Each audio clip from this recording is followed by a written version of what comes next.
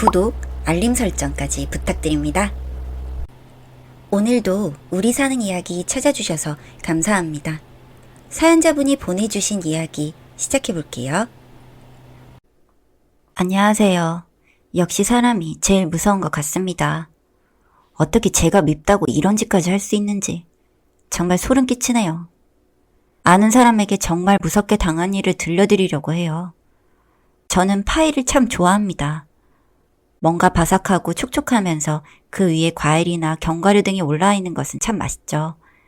그런데 저는 견과류 중에서 호두 알레르기가 있어서 월러파이는 먹을 수가 없어요. 조금만 먹더라도 몸에 두드러기가 나고 숨을 쉬기가 힘들어지죠. 이런 저는 그래서 어릴 때부터 율무차 등등을 먹을 수 없었고 호두 성분이 조금이라도 들어간 음식은 먹지 않았습니다. 그리고 제가 오늘 말씀드릴 이야기 속 사람도 저의 이러한 점을 알고 있었죠. 제 이야기는 지금부터 시작이에요. 저는 며칠 전에 저희 딸 초등학교 입학 때문에 지금 살고 있는 동네 아파트로 이사를 왔습니다. 전에 살고 있던 아파트도 좋았지만 근처에 초등학교가 없어서 불편했죠. 새로 이사 온 동네, 사람들도 다 착하고 근처에 여러 맛집이랑 가게들도 많아서 기분이 좋았습니다. 그리고 저는 맛있는 디저트 가게 하나를 찾을 수 있었어요. 컵케이크, 마들렌, 마카롱 등등 다 너무 맛있어 보이더라고요. 디저트를 정말 좋아하는 저는 그 가게에 자주 들렀어요. 저희 딸도 단 것들을 좋아해서 머랭 쿠키 등등을 자주 사줬죠. 오늘도 또 오셨네요. 단 거 진짜 좋아하시나 봐요. 자주 가다 보니 단골도 되었습니다. 매일 가게에 있는 조금 어려 보이는 여자. 처음에는 이 여자가 사장인 줄 알았는데 그 여자는 알바생이라고 하더라고요. 대체 사장은 누굴까 궁금한 마음이 들었습니다. 그리고 저는 어느 날 우연히 사장을 만날 수 있었어요. 그리고 사장을 본 순간 놀랐습니다. 사장은 바로 고등학교 시절 제 친구였어요.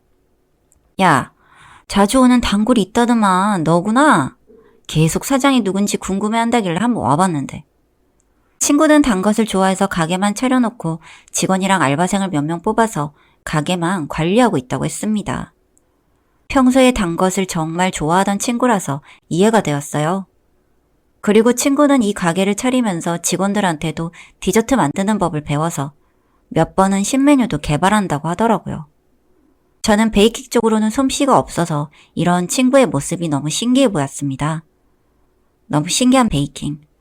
저는 이것도 기회다 싶어서 친구에게 베이킹을 배우고 싶다고 했습니다. 그렇게 다음 날부터 저는 퇴근 후에 딸과 함께 베이킹을 배울 수 있었습니다. 베이킹은 원데이 클래스로 몇 번 배워봤지만 너무 어려워서 실패했었는데 친구는 차근차근 잘 알려줘서 너무 고마웠어요. 나 진짜 똥손인데 나 가르쳐주느라 진짜 고생한다.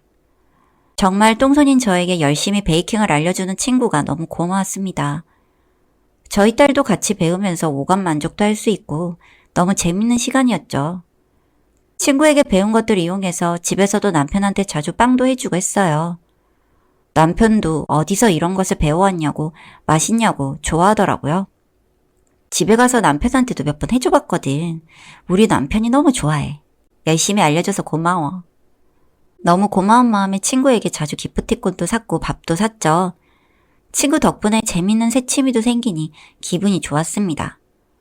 하지만 저는 이 친구가 절 아주 제대로 괴롭혀보려고 이렇게 친절하게 잘해주는 건 줄 그땐 몰랐어요. 오늘은 네가 좋아한다던 했던 파이 만들 거야. 너 호두 못 먹는 데서 호두는 내가 철저하게 뺐어. 과일 파이니까 안심해. 일단 파이 먹고 시작할까? 친구는 파이를 먹고 시작하자면서 파이를 줬습니다. 제가 좋아하는 크랜베리 파이도 있고 블루베리 파이도 있었죠. 이날은 딸이 유치원에서 방과후가 있는 날이라서 같이 먹지 못해 너무 아쉬웠어요. 하지만 친구가 친절하게 딸 것도 챙겨줘서 기분이 좋았죠. 하지만 파이를 한 입 먹은 순간 저는 뭔가 몸이 굉장히 가려워짐을 느꼈습니다. 이거 혹시 호두 넣었니? 아, 나 몸이 왜 이렇게 가렵지? 뭔가 호두가 들어간 것 같은 느낌. 호두 맛은 안 나는데 몸이 이상하게 가렵고 목이 점점 붓는 것 같은 느낌이 들어서 기분이 좋지 않았습니다. 저는 너무 무서워져서 빨리 손거울을 꺼내봤고 몸에 두드러기가 잔뜩 난 절 볼 수 있었어요. 점점 부어오르는 목이랑 손과 발, 그리고 점점 많이 나는 두드러기. 전 너무 무서웠고 정신을 잃었던 것 같습니다. 그리고 정신을 점점 잃으면서 전 저를 보면서 비릿하게 웃는 친구를 볼 수 있었어요. 고등학교 때도 항상 미웠는데 이렇게 갚아주게 되네. 신고는 바로 해주겠지만 어디 좀 고생 좀 해봐. 그래도 친구가 제가 위험해지기 전에 신고를 했는지 저는 병원에서 거의 죽다가 살아날 수 있었습니다. 그럴 정도로 고통스러웠고 기도가 조이는 느낌은 견디기가 힘들었습니다. 그렇게 일어나고 바로 보이는 것은 놀라서 달려온 남편과 딸, 그렇게 놀랍게도 친구의 얼굴이었습니다. 제가 일어나자마자 남편은 바로 친구에게 따졌습니다. 친한 사이라던데 심지어 같은 고등학교 나오셨다면서요. 그런데 얘 호두 알레르기 있는 거 모르셨어요?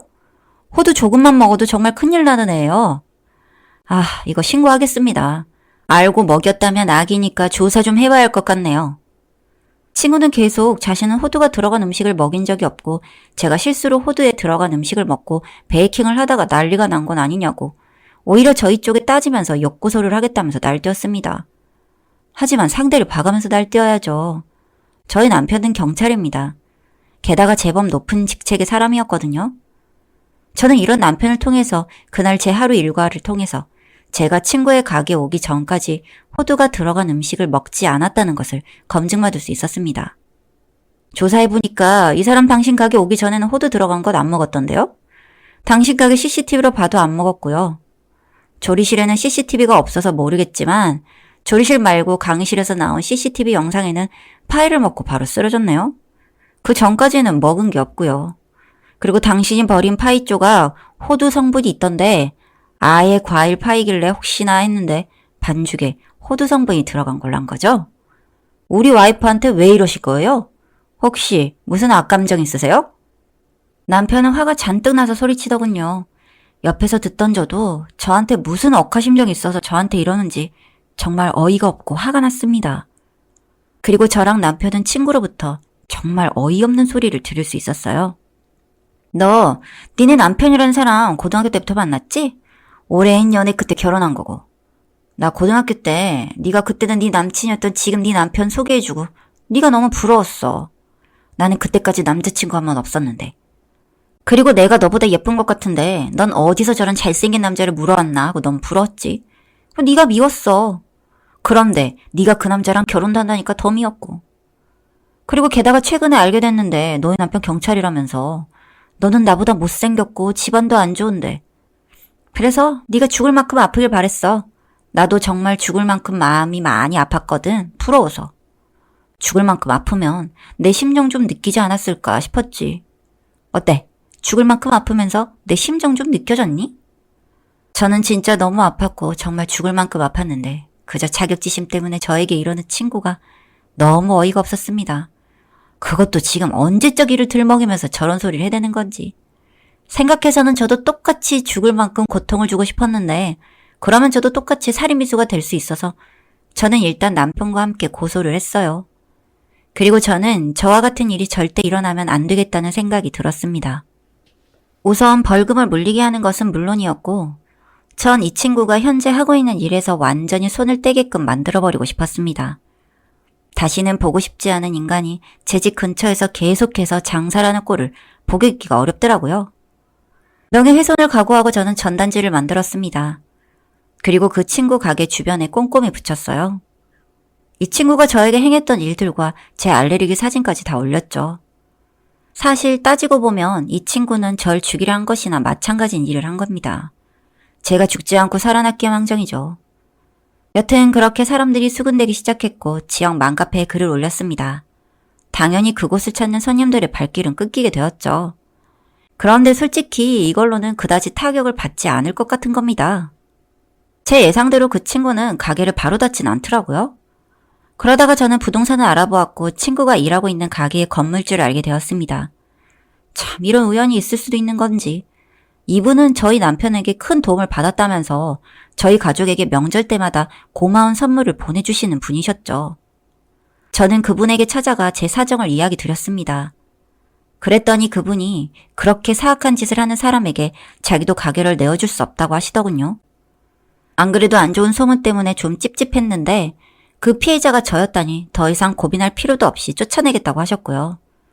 그렇게 그곳에서 자신의 자식이 가게를 오픈하려고 하니 서서히 정리를 해달라고 했고 나쁜 소문으로 자신의 건물 가격이 떨어질까 걱정되니 나가달라고 했다고 하셨습니다.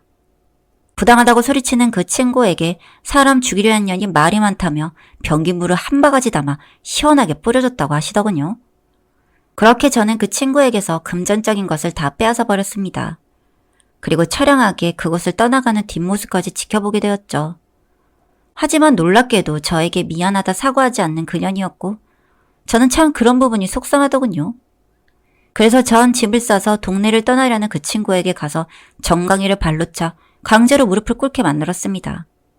그 주둥아리에서 사과의 말이 나올 리는 만무하니 저는 제 분함을 풀기 위해 무릎이라도 꿇렸네요. 얘도 그동안 저에게 당한 게 있어 그런지 달라들지는 않더군요. 그렇게 그 질긴 인연을 끊게 되었습니다. 그러면서 생각하게 되네요. 친구란 뭘까? 인간의 관계라는 건 뭘까? 하는 생각이요. 참 별것 없다 생각하고 나니 그저 내 자식과 내 가족뿐이니 그들과 행복하게 살아가야겠다 다짐했습니다. 제 이야기 들어주셔서 감사합니다. 사연은 여기까지였고요. 우리 사는 이야기 시청해주셔서 감사합니다.